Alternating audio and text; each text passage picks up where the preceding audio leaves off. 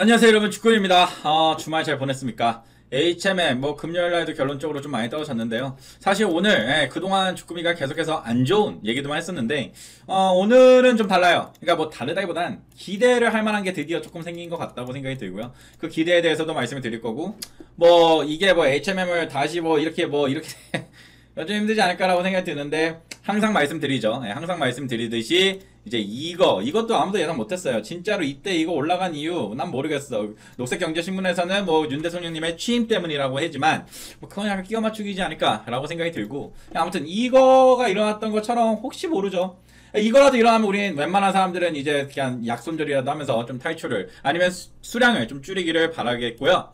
자, 이제 시작을 해보겠습니다. 자, 첫 번째입니다. SFI 지수가 여전히 금요일날에도 엄청나게 떨어졌어요. 알다시피 그 떨어지는 속도가 급격해졌죠. 여러분, 급격한 지금 하락이 나오고 있는데, 여기에 대해서 좀 괜찮은 뉴스가 몇 개가 나와서 약간 이 급격한 거를 돌려줄 수도 있는 상황일 수도 있고요. 분명한 거는 이제 이거를 조금 완화, 그러니까 좀 이게 좀 이렇게 되는 게 아니고 이제 좀 이렇게 이 정도를 할 수 있는 그런 뉴스들이 좀 있습니다. 일단 여러분들에게 상식 하나만 말씀드리자면, 옛날에 했던 거긴 합니다. SFI 지수를 여러분 그렇게 걱정할 거 없는 게요, 이게 손익분기점이라는 게 있어요. 손익분기점. 그러니까 어느 시점부터 이제 SFI가 이 정도 이상은 돼야 해온 애들이 이게 돌아다닐 때 돈을 버는 거냐라고 했을 때는 아직 멉니다. 그게 얼마냐? 800에서 900입니다.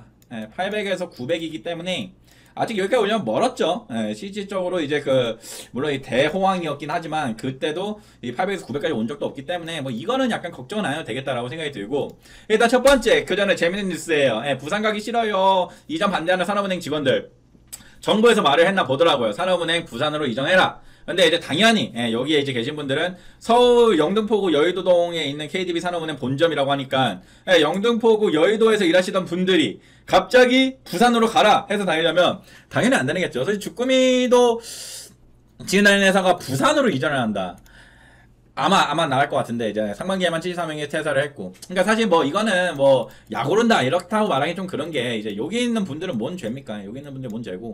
근데 이제 여기서 이제 말하는 게 마지막 부분이 약간 재밌는데요. 이거 공공기관이만큼 정책적인 결정을 따라야 하지 않을까라고 생각이 든다. 사실 그런 것 같아요. 그리고 이게 갈등이 장기화하자 부산으로 먼저 이전한 금융 공공기관에서는 이에 대한 불편한 시각을 보이고 있다고 합니다. 그러니까 우리도 했는데 왜 니네만 난리야?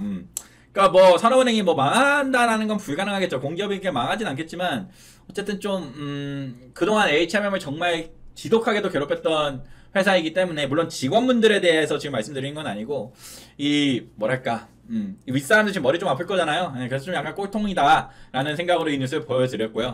자, 이거는 약간 빡치는 뉴스였어요. 이거 조금 전에 나온 뉴스였는데, 상반기 대기업 설비 투자에 90조 원을 돌파했다고 합니다. 그만큼 이제 설비 투자를 많이 하는 기업들이 많아지고 있다. 아무래도 주꾸미의 개인적인 생각이지만, 약간 경기가 안 좋아지는 상황에서 좀 약간 설비 투자를 해서 조금 더 싸게 많이 생산할 수 있는 그런 규모의 경제를 이루기 위해서 이러는 걸 수도 있고, 여러 가지 방법들이 있겠지만, 여기서 약간 열받는 게 바로 이겁니다. HMM을 딱 쳐보면요, 아이고야, HMM 쳐보면 뭐예요 이거? 지금 설비 투자를 줄인 기업에 HMM이 여기 들어가 있습니다. 여러분 기분 나쁘죠? 왜 기분이 나쁩니까? 이 새끼들 지금 얼마 있어요? 12조 있죠. 12조 원이 있고, 이거 가지고 이제 김병배 사장님께서 이제 15조를 내가 투자를 하겠다, 앞으로 중장기적으로 시접 설비나 이런 거에 투자를 해서 HMM은 벌크 선도 좀 늘린다고 했었나? 이런 것들도 하겠다고 하느냐. 물론 이거 발표한 지 얼마 안 됐기 때문에 지금 상반기라고 했을 때 이때 약간 벗겨났을 수도 있다고 생각이 들어요. 그 김병배 사장님이 상반기에 들어왔죠. 그렇기 때문에 이 설비 투자가 많이 줄었다고 생각이 들 수 있는데, 이거 만약에 앞으로 안 내면은 상당히 기분이 나쁠 것 같네요. 맞죠? 왜? 아니 이 새끼들은 지금 우리한테 그거 할 돈도 없다고 그랬잖아. 이렇게 돈 풀어주고 어쨌든 좀 뭔가 주주친화적인 것들을 하기가 좀 어려운 게, 우리가 지금 빠듯해, 있는 돈 우리 지금 써야 될 곳이 많아, 이딴 식으로 말을 했던 새끼들이 갑자기 설비 투자도 안 하고 앉아있으면 이게 지금 뭐 하는 짓이죠? 그래서 이거 약간 열받았는데, 어쨌든 상반기였으니까 조금 더 지켜보자 라는 말이고요. 바로 이것들입니다. 일단 첫 번째 인천항부터예요. 인천항부터 이제 물동량이 7개월 만에 상승세로 전환을 했다고 합니다. 물동량이 중요한 이유는 뭡니까? 왔다 갔다 하는 게 많아진다는 소리지 않습니까? 왔다 갔다 많이 하게 되면 당연히 그만큼 정체가 일어날 수도 있고요. 지금 더욱이나 지금 대만 쪽에서 지금 중국이 또 내일부터 또 훈련한다고 하거든요. 그러면 이제 그 대만 해역이 있을 때 이 뉴스 잠깐 보게 되면, 이걸 또 얘네가 이제 돌아가야 되잖아. 원래 이렇게 가던 거를 이렇게 돌아가야 되고 이렇게 되면은 그때 며칠이었죠? 며칠이 더 걸린다고 했는데 원래 가는 이 길을 못 가게 되었을 때 어쨌든 중국이 지금 계속해서 이렇게 대만을 장악하고 있고 근데 여기서 조금 더 길게 우리가 깊게 생각해 보면 만에 하나 진짜 약간 서로 정말로 뭐 포를 나누고 막 이렇게 왜냐 대만에서도 뭐 시험 발사 했대요. 그게 뭐 바다에 떨어졌다고 하는데 그러니까 물론 대만 혼자서 이러긴 좀 힘들겠지만 네, 어쨌든 지금 이런 상황들이 오가고 있는 상황에서 여기에 약간 꼬이면 특히 중국이 좀 꼬이면 물론 얘네는 항구가 많으니까 뭐 다른 데로 옮겨서 또 그 러시아도 그런 식으로 했었죠. 뭐 이런 식으로 할 수도 있긴 하겠지만 일단 여기가 조금 상하이였지. 상하이 문 닫았을 때 아무튼 이런 게 조금은 관심 있게 우리가 봐보나다고 생각이 들고요. 옌텐이었다. 미안해요. 상하이가 아니야. 옌텐항이 문 닫았었지. 나도 헷갈립니다. 어쨌든 이거 약간 기대해볼만 하고요. 지금 물동량이 늘고 있다는 겁니다. 지금 어차피 해운업계에서는 뭡니까? 성수기입니다. 맞아요. 우리가 성수기라는 건 알고 있었고 그 성수기라는 것 때문에 지금 물동량이 늘어날 거라 생각이 들었는데 물동량이 늘고 있어요. 근데 이게 인천만 그랬으면 내가 말을 안 하겠지만 바로 이 뉴스 지금 어디요? 북미 서안 롱비치입니다. 이거 롱비치가 물동량이 3개월 만에 반등했다고 하고요. 철송 지연은 역대 최악. 무슨 말이에요? 여기 내렸을 때 옮겨지는 게 이제 잘 안 되는 거고 거기 컨테이너 야드라는 곳이 있을 때 이 컨테이너 야드의 적체가 계속되게 되면 또다시 좀 문제가 터질 수가 있잖아. 그러니까 왜냐면 원활하게 이게 지금 빨리 가서 내려주고 올리고 이렇게 해야 되는데 참고로 지금 무슨 얘기를 오갔다고 했죠? 맞죠? 여기 이 공장이나 뭐 이런 사업소에서 재고 처리가 안 되기 때문에 왜? 지금 디플레이션 이제 들어가고 있으니까 경기 침체가 들어가고 있으므로 이 재고 처리가 안 되고 있기 때문에 막상 갔는데 기름값만 날리고 다시 돌아오는 왜 내릴 자리가 없으니까 이런 상황들이 조금은 좀 관심 있게 될 수도 있고 이게 철성 지연이 역대 최악이라고 하고 있기 때문에 잠깐 뉴스 내용을 보게 된다면 그러니까 바로 이 뉴스는 바로 이 부분들이요. 이 부분들. 컨테이너 화물 처리 기간이 이달 들어 다시 늘어났다. 미국 오클랜드 소재 태평양 상선 협회에 따르면 지난 6월 로스앤젤레스 롱비치의 두 항구에서 수입 컨테이너가 화물차에 실려 반출되기 걸린 체류 기간은 5.5일로 5.3일보다 소폭 증가했는데 무엇보다 중요한 거는 바로 이거예요. 지금 철도 터미널에서 컨테이너의 처리 수가 6월에 13.3일로 집계가 시작된 이에 지난해 1월 이후에 가장 길었다고 합니다. 그러니까 어쨌든 이 컨테이너 야드에 지금 들어와 있는 이 물품들이 빨리빨리 지금 운송이 안 되게 된다면 지금 물동량이 늘고 있는 이 상황에서 쌓이는 양이 많아진다면 그렇다면 SFI가 떨어지던 이것도 약간은 좀 잡아줄 수 있는 상황이 올 수도 있지 않을까라고 생각이 들고 그에 따라서 HMM이 뭐 모르죠. 미친 척하고 돌려주는 그런 상황이 발생할 수도 있지 않을까 라는 기대감은 어느 정도 할 수 있다고 생각이 듭니다. 물론 이건 엄청나게 큰 기대감은 아니라고 생각이 들어요. 하지만 분명히 영향을 끼칠 수 있는 상황들 특히 이 중국 상황부터 시작해서 영향을 끼칠 수 있는 상황들이 있는 건 맞다. 그러니까 좋게 생각했을 때 이렇게 볼 수 있다는 거고 물론 이건 이제 너무 거시적으로 보는 겁니다. 솔직히 미시적으로 그냥 HMM이라는 종목만 봤을 때는 우리가 볼 게 없죠. 볼 게 없기 때문에 이렇게 거시적인 거에서 끌어다 오는 건데 이번 주에 특히 우리가 또 관심 있게 봐야 될 게 25일날 한국 금통위에서 이제 말을 할 겁니다. 여기서 기준금리 얼만큼 올리겠다. 지금 베이비 스텝을 예상하고 있어요. 0.25%포인트 예상하고 있는데 모르죠. 이러고 있다가도 갑자기 우리 빅스텝 해야 될 것 같아 라고도 할 수 있고 다시 말씀드리지만 지금 미국 금리가 우리나라 금리를 넘어선 상태이므로 충분히 이렇게도 할 수 있는 거고요. 그리고 지금 26일부터 시작해서 현지 시간이에요. 26일부터 자 그리고 25일부터 시작해서 현지 시간입니다. 그러니까 우리나라 시간으로는 26일이라 보면 될 것 같고요. 27일 그러니까 이게 25일이 목요일이거든요. 여기서 토요일날까지 무슨 일이 일어나냐 잭슨홀 미팅이라는 게 일어난다고 합니다. 잭슨홀 미팅이 뭐냐 그냥 뭐 존나 유명한 애들이 나와갖고 이제 통화 정책에만 있던 거 뭐 회의하는 뭐 심포지엄 같은 거라고 하는데 중요한 건 여기 하나 껴있어요. 누구? 파월이 26일날 등장합니다. 파월이 26일날 등장해서 말을 한마디 한다고 하는데요. 이때 이 사람이 무슨 말을 하게 될지에 따라서 우리가 또 9월달에 어떻게 될 거다. 왜냐면 9월달에 FOMC가 다시 열릴 거니까요. 그래서 이거에 대해서 우리가 한번 가늠을 할 수 있는 상황이 온다. 그래서 26일 상당히 관심 있게 봐야 되는 건데 현지 시간이다 보니까 우리나라 시간으로는 토요일이 될 거예요. 왜냐면 26일이 금요일이거든요. 금요일날 보자. 26일날 금요일이기 때문에 우리나라 시간 27일날 뭐 새벽 아니면 26일날 밤 막 이렇게 영향을 끼칠 수 있을 거고 당연히 미국 뭐 나스닥이나 이런 것들은 영향을 받겠죠. 그래서 이런 것들 우리가 좀 관심 있게 봐놓을 수 있을 거라고 여러분들에게 말씀드리면서 이번 주를 시작하면 좋을 것 같습니다. 자 바로 시작하겠습니다. 지금 일단 장이 좋지는 않았던 것 같고요.